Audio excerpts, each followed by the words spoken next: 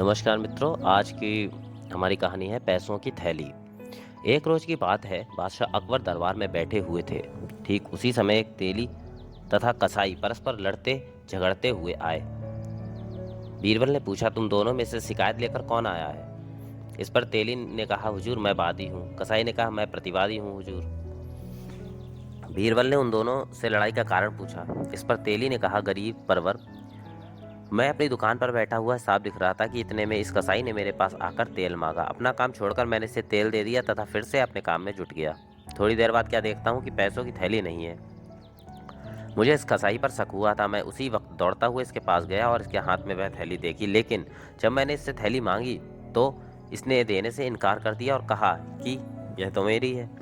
मैं बिल्कुल सत्य कह रहा हूँ। यदि इसमें तनिक भी झूठ हो तो ऊपर वाला साक्षी है, वह जानता है। आप अब इंसाफ करके मेरी थैली मुझे दिलवा दीजिए। इस प्रकार जब तेली अपना हाल सुना चुका तो कसाई कहने लगा, हुजूर मैं अपनी दुकान पर बैठा हुआ बिक्री के पैसे गिन रहा था कि इतने में ही ये तेली रोज की तरह तेल बेचने आया। इसकी दुकान मेरी दुकान से 4-5 घरों के फासले पर है।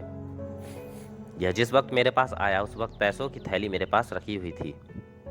इसके जाते ही मैंने देखा तो थैली नहीं मिली। मैंने दौड़कर इसे पकड़ लिया और अपनी थैली इससे छीन ली। इतना कहने के बाद कसाई बोला, मैंने अपनी सारी बात सच्ची कही है। यदि इसमें तनिक भी झूठ बोला हो तो खुदा की कसम हुजूर आप ही मेरा इंसाफ करें। दोनों की बात सुनकर बीरबल ने उन्हें दूसरे दिन आने का हुक्म दिया और पैसों की थैली अपने पास रख ली।